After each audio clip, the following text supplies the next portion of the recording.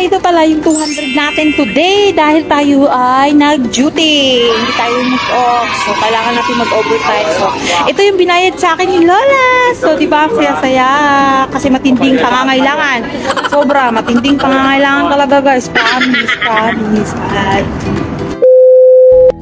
Hello guys, tara samahan ninyo ako. Ngayon po ay araw ng linggo, subalit ako po ay nag-overtime.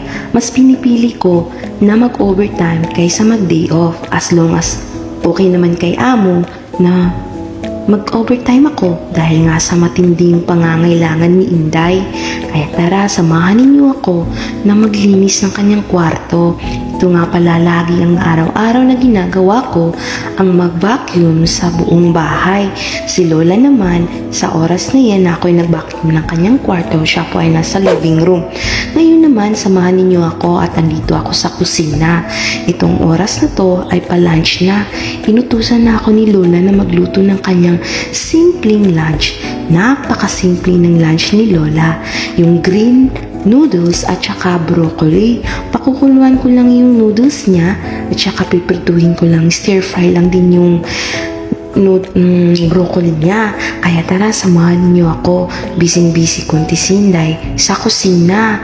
At after kong mag-prepare lahat, yan ay siserve ko na naman kay amo. Habang si amo ay busy naman sa kakapanood ng K-drama.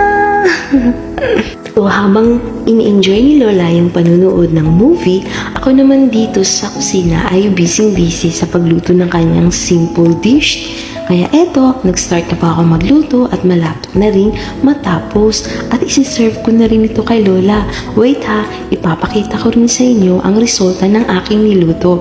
Napakasimple lang talaga kasi nga dahil sa high blood si Lola, yung nadaw, hindi naman talaga totally high blood si Lola. Medyo mataas lang kunti yung systolic. Pero okay naman, hindi naman masyadong kataasan kaya pero mas pinili niya ang kumain muna ng simple dahil mag-dinner naman siya sa labas sa pagsagabi ng kanyang anak at kakain siya ng maraming meat. Kaya eto, napaka mahalaga talaga ni Lola sa health niya. Kaya eto, sabayan niyo muna ako at ako'y nagluluto. Busy yan ng Inday. At marapit na din itong maluto. At syempre, bago maluto at titikman natin baka maalat. Kasi nagre-reklamo na naman sila pag maalat. Wait! Ayan po. Dahil malapit na maluto, tikman muna natin. Ayan, ito na po yung lunch ni Lola. Napakasimple lang. Walang ibang nilalagay kundi noodles lang. Wala ni anong ricado nilagay. At saka yung broccoli kasi daw high blood siya. So, that's it for our video today.